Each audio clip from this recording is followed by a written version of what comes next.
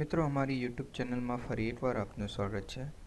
GTU દ્વારા જે સીસીસીનું practical paper લેવામાં આવે છે તેમાં 5મો પ્રશ્ન આઉટલુકને લગતો પૂછવામાં આવે છે અને ઘણીવાર આઉટલુકને લગતા પ્રશ્નોમાં એપોઇન્ટમેન્ટ બનાવવાનું પૂછવામાં આવે છે અને એપોઇન્ટમેન્ટ બનાવવાના પ્રશ્નમાં એવું પણ પૂછવામાં આવે છે કે તારીખ 1/4/2015ના રોજ સવારે 10:30 કલાકથી બપોરે 2:30 કલાક સુધી ગાંધીનગર મુકામે કર્મયોગી તાલીમ છે અને એક દિવસ પહેલાંનો રિમાઇન્ડર ટાઈમ સેટ કરો। તો મિત્રો આઉટલુક કઈ રીતે ઓપન કરવું, તો કીબોર્ડની વિન્ડોઝ કી અને આર સાથે પ્રેસ કરશો એટલે રન ખુલી જશે। તેમાં આઉટલુક લખીને તમે એન્ટર કરશો એટલે આઉટલુક ખુલી જશે, જે મેં તમને મારા પહેલાંના પણ વિડીયો ટ્યુટોરિયલમાં સમજાવેલ છે। હવે એપોઇન્ટમેન્ટ બનાવવું હોય તો કેલેન્ડર પર ક્લિક કરવાનું રહેશે અને સૌથી ઉપરના ભાગે ન્યૂ પર ક્લિક કરશો એટલે તમારી સામે અનટાઇટલ્ડ એપોઇન્ટમેન્ટનો વિન્ડો ખુલી જશે। તો નવું એપોઇન્ટમેન્ટ માટે તમે અહીંયા ન્યૂ પર ક્લિક કરીને પણ ખોલી શકો છો યા ફિર એક્શન પર જઈ અને ન્યૂ એપોઇન્ટમેન્ટ પર ક્લિક કરશો તો પણ અનટાઇટલ્ડ એપોઇન્ટમેન્ટ ખુલી જશે। તો મિત્રો એપોઇન્ટમેન્ટ બનાવવું સરળ છે। આપણને વિષયમાં પૂછ્યું છે કે કર્મયોગી તાલીમ, તો આપણે અહીંયા લખી દઈએ કર્મયોગી તાલીમ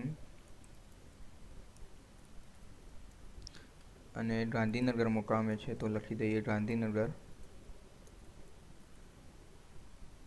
મિત્રો સ્ટાર્ટ ટાઈમ છે 1 એપ્રિલ, તો હવે અહીંયા માર્ચ 2015 છે, અહીંયા બાજુમાં ક્લિક કરશો એટલે એપ્રિલ ખુલી જશે। તો 1 એપ્રિલ 2015 કેટલા વાગે શરૂ થવાની છે, તો સવારે 10:30 કલાકે અને એન્ડ ટાઈમ એ જ દિવસે બપોરે 2:30 કલાકે।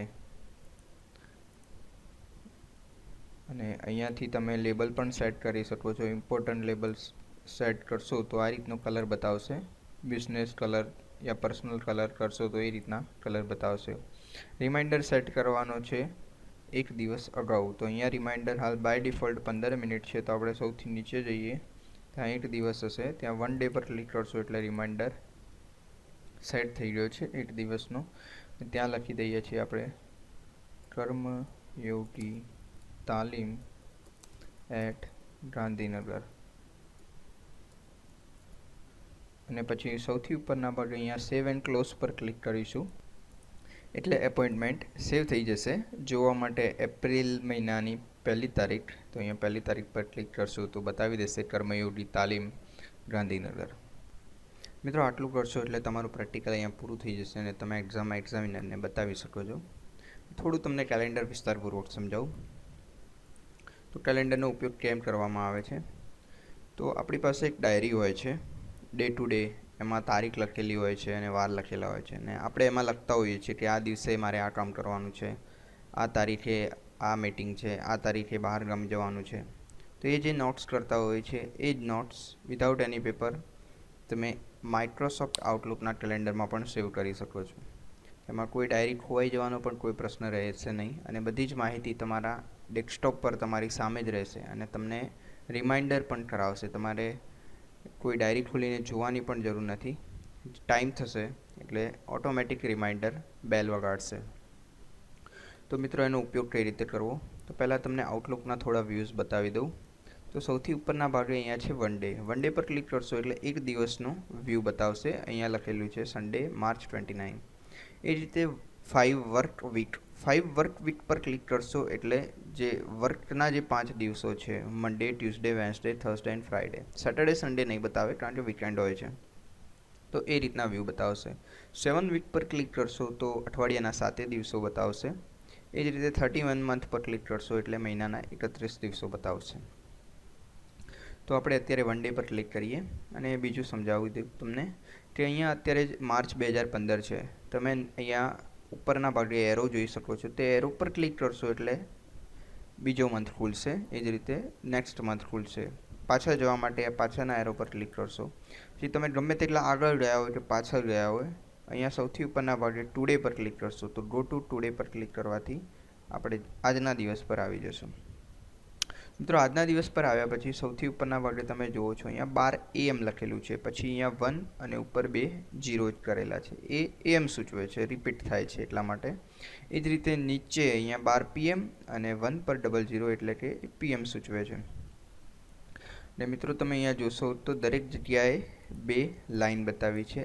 એ હાફ અવરની લાઈન છે, એટલે કે આ 9 થી 9:30 ને 9:30 થી 10 એ લાઈન બતાવે છે, એટલે કે અડધો કલાકની અહીંયા 2 લાઈનો આપી છે.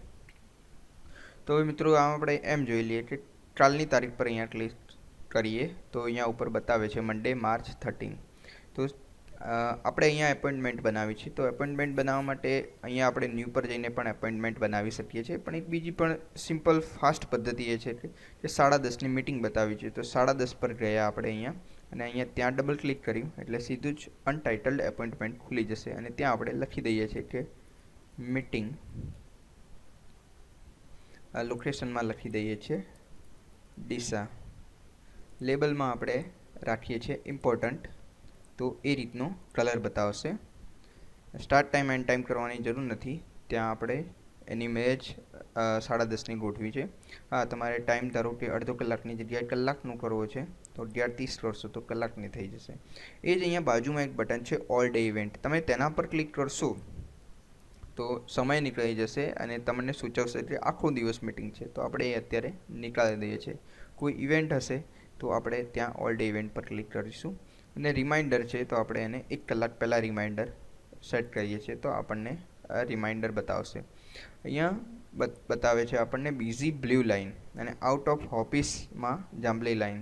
ટેન્ટાઇવ પર આ રીતની બતાવે છે, ફ્રી પર આ રીતનું વ્હાઇટ કલર બતાવે છે. તો આપણે અત્યારે આઉટ ઓફ ઓફિસ પર ક્લિક કરીએ અને તમને સમજાવીએ થોડું વિસ્તારપૂર્વક. હવે આ મિટિંગને આપણે અહીંયા સેવ એન્ડ ક્લોઝ પર જઈને સેવ કરીએ છીએ તો બતાવે છે.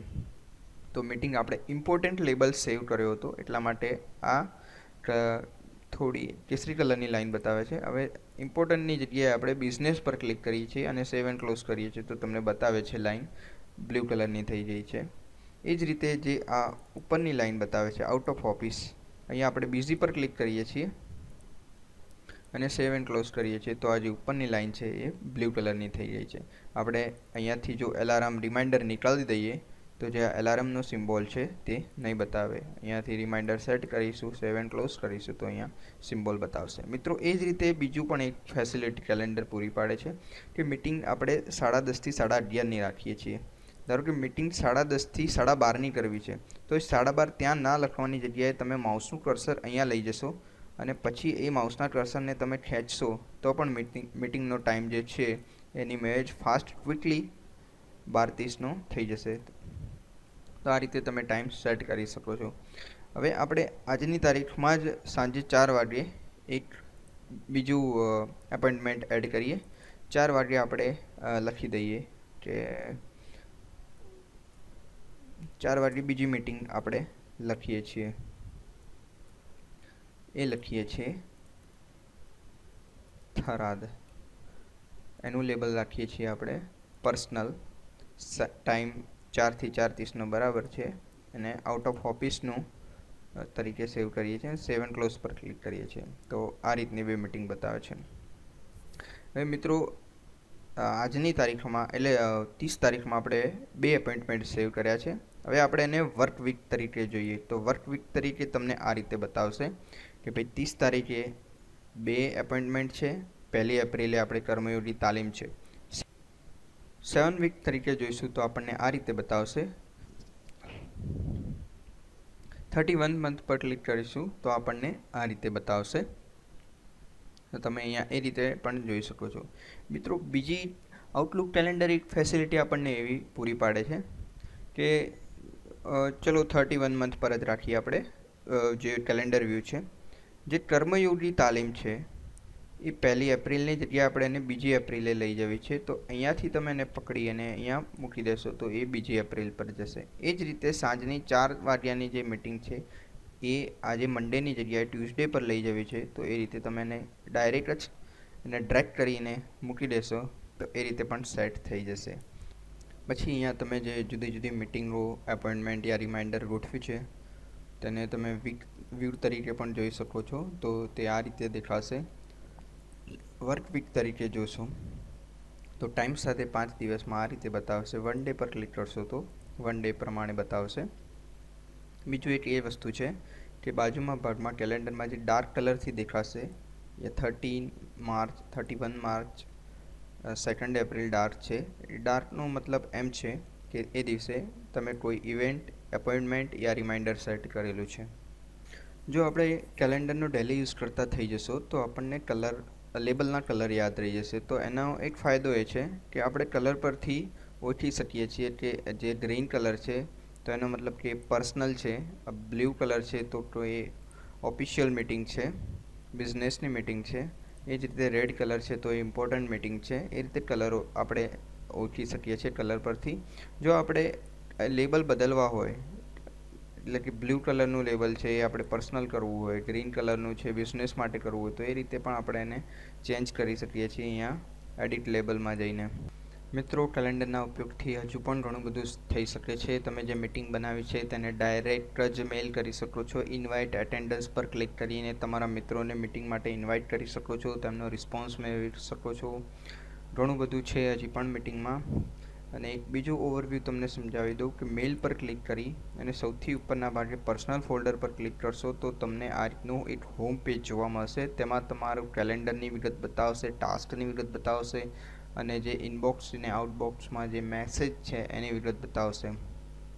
તો મિત્રો, અગર એક્ઝામમાં એપોઇન્ટમેન્ટ બનાવવાનો પ્રશ્ન પૂછાય છે તો કેલેન્ડર પર જઈ અને ન્યૂ એપોઇન્ટમેન્ટ પર ક્લિક કરશો એટલે અનટાઇટલ્ડ એપોઇન્ટમેન્ટનું પેજ ખુલી જશે.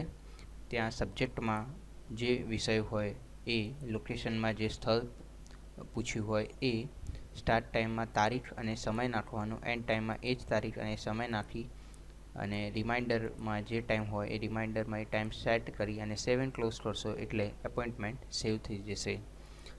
મિત્રો, આશા રાખું છું કે તમને આ વિડીયો દ્વારા આઉટલુકનો ઉપયોગ કરીને એપોઇન્ટમેન્ટ કઈ રીતે બનાવવું તે સમજવામાં સરળતા રહેશે. જો તમને મારો વિડીયો પસંદ આવ્યો હોય તો લાઇક અને શેર કરવાનું ભૂલતા નહીં અને લાલ કલરનું સબસ્ક્રાઇબનું બટન દબાવશો. Thank you for watching and keep watching youtube.com/bettertcm.